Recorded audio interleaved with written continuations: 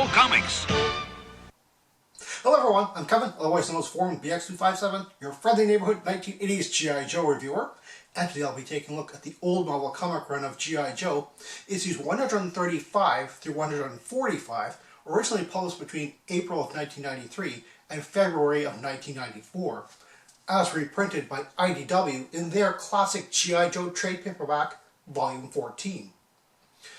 Now, this actually has quite a bit of controversy to it, because this actually collects all of the specific G.I. Joe comics that actually reduced the size of the G.I. Joe logo and put Snake Eyes on the cover in very bold, very big, bold lettering. I know that back in the day, that actually turned off a lot of readers, but despite that, this actually collected a lot of very significant issues and very good storylines, which I think should be read despite that. One very interesting thing is, of course, Megatron appears in the comic books, and this is where Cobra rebuilds Megatron so that he transforms into a tank for the very first time. So this is really where Transformers Generation 2 starts. Unfortunately, I'm not really that familiar with how Generation 2 fits into the continuity. So if you have any more information, please feel free to put it in the comments for me. Issue 135 is titled Ninjas Own the Night. In this issue, Scarlet becomes disgruntled from her treatment by Ninja Force and leaves Snake Eyes. Under orders from Cobra Commander, the Night Creepers perform massive worldwide thefts of weapons technology, including kidnapping railgun scientist Dr. Sidney Biggles-Jones. The comic book is titled G.I. Joe, starring Snake Eyes and Ninja Force, with the Snake Eyes name appearing much larger than the G.I. Joe title, and this will continue until issue number 145. Although it says part 1 of 4, the storyline continues for 8 issues, and none of the other comics have the part numbers. This is the first appearance of Snake Eyes in his version 5 Ninja Force outfit, and Scarlet in her version 2 Ninja Force outfit. This is the first appearance of scientist Dr. Sidney Biggles-Jones, and Night Creepers in their version 2 outfits. Cobra Commander comments that Zorana and Cesspool, and probably Road Pig, who was noticeably absent from a few issues ago, were brainwashed during their capture by Firefly in issue 131, but that was never shown. Lee Weeks is given a rare shout-out in a footnote. A random background person is reading a G.I. Joe comic. Talk about breaking the fourth wall.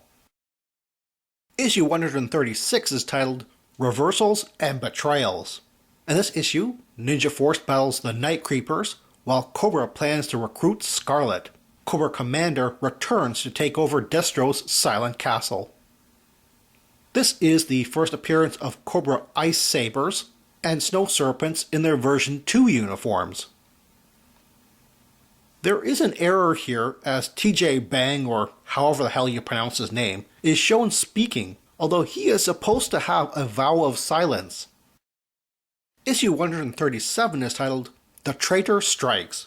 In this issue, Scarlet and Dr. Biggles-Jones are sworn in as members of Cobra. Their first assignment is to destroy a G.I. Joe protected weapon test. Scarlet appears to kill Hawk and Stalker during the fight, and Destro and the Baroness escape from imprisonment by Cobra Commander in their castle. This is the first appearance of the Rhino GPV Jeep, part of the 12-inch Hall of Fame series, and the Monster Blaster APC, part of the Mega Marines line that was never introduced in the comics. Hawk mentions No-Nex, a renaming for copyright reasons of No-Mex, a military-grade fireproof material. There's an error here. There's no dialogue indicator pointing to dial tone. Issue 138 is titled Unfoldings. In this issue, shaken by her mistaken belief that she killed Hawk and Stalker, Scarlet continues her infiltration of Cobra by helping to hunt down Destro hiding within the castle. Destro throws the castle into disarray by making it constantly transform, attracting an unusual visitor. Andrew Wildman's cover is a homage to the art of M.C. Escher. This issue guest stars Megatron. The first Marvel Transformers comic ended in July of 1991 with issue 80, so it's been about 2 years since the events from then. I found this odd. Destro says the booby traps are marked by, invisible to the naked eye, ultraviolet paint, but later Scarlet and Dr. Biggles-Jones can see them unaided. Issue 139 is titled Realignments. In this issue, an angry Megatron attacks the Silent Castle, but stops when he sees the impressive railgun. While Cobra Commander works out a deal with the alien robot, Destro, Zartan, and the Joes go to Cobra Island and discover Dr. Mindbender's equipment missing. The comic-only Medi-Viper shown here is the inspiration for Scalpel, the 2003 Cobra Medic action figure. This is the first appearance of Alley Vipers in their version 2 uniforms. The first appearance of Zartan in his version 2 uniform. And Megatron is rebuilt into his Generation 2 tank form by Cobra. Issue 140 is titled Goin South. In this issue, as per the deal with Cobra Commander, Megatron takes the spaceship Ark to Cobra-held Millville. However, this doesn't go unnoticed by the G.I. Joes, who send in Ninja Force and a support team. And Destro retakes his castle with the help of Zartan. This issue guest stars Optimus Prime and Bumblebee, and part of this story continues in Transformers Generations 2, issue number 1. Issues 140, 141, and 142 were included in a 4-pack with Transformers Generation 2, issue number 1 called Marvel Adventures Collector's Pack. Dr. Mindbender's clone is brought to life, and Mutt and Spirit are shown active after being arrested after the Millville incident in issue 103 with no explanation. Issue 141 is titled Sucker Punch. In this issue, Ninja Force and the G.I. Joe support team engage in battle with Cobra in Millville. Snake Eyes faces the Night Creeper leader alone, while Scarlet attempts to stop Megatron from taking away Dr. Biggles-Jones. This is the first appearance of a Night Creeper leader in a noticeably different outfit in the comic. When they first appeared in issue 107, the leader wore exactly the same outfit as the rest. The cartoon episode Revenge of the Pharaohs from 1990 is the first time Night Creeper leader is shown wearing an outfit distinct from the others. This is the third time Snake Eyes psychs out an opponent and they pause mid-battle to start second-guessing themselves. Out loud. This is the first appearance of Cobra detonator vehicles, but in the extreme foreground and not fully shown. Issue 142 is titled Final Transformations. In this issue, a small force of Autobots arrive to battle Megatron, while Scarlet is outed as a double agent and reunited with Snake Eyes as they battle Cobra Commander. Dr. Biggles-Jones sacrifices herself to save the Joes.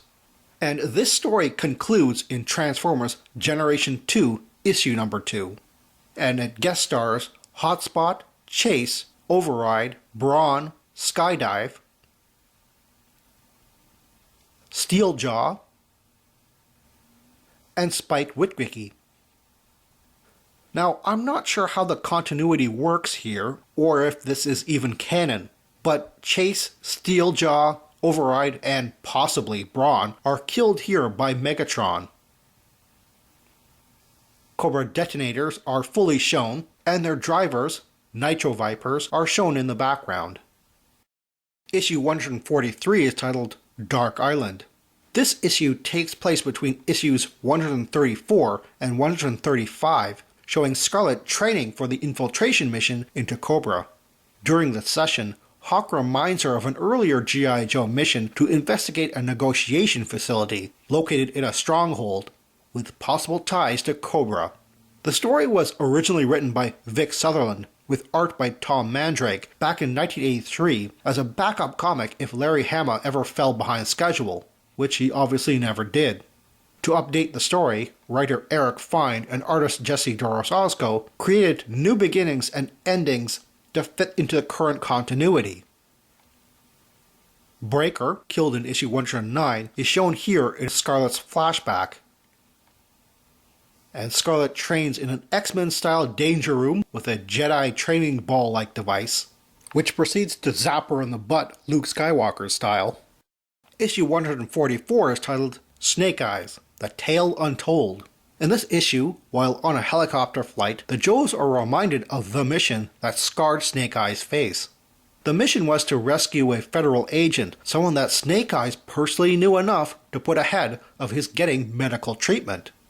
Snake Eyes' deeper connection to George Strawhacker, from issue 103, is revealed. Many readers complain that Wild Bill and Doc shouldn't be here, but there is no definite proof that their first appearance back in issue number 11 was their first time interacting with the original G.I. Joes. But there is definitely a problem with Vipers, Televipers, and Toxoviper version 2s showing up during this era. One Viper has a Cobra tattoo that vanishes when he pretends to be a hostage. Issue 145 is titled Threads and Resolutions. In this issue, Cobra Commander takes advantage of the civil war in Barovia to secretly take over, but sets his sights on Destro again. The various G.I. Joe teams tie up loose ends, and Star Brigade is formed.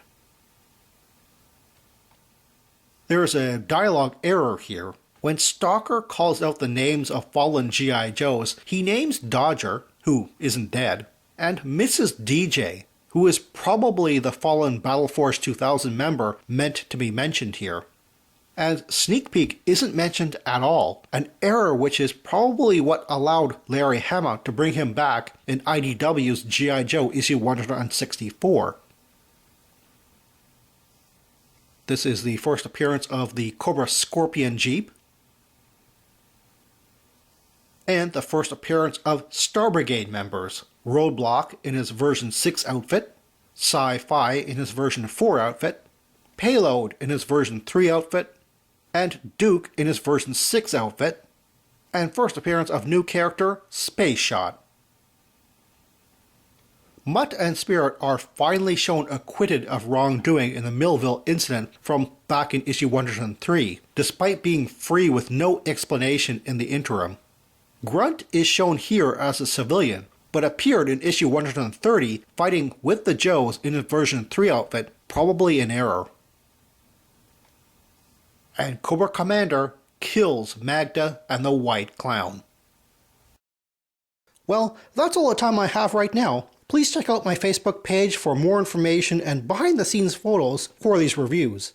Thank you for watching this video, and stay tuned for next time to see another 1980s G.I. Joe toy review. See you then.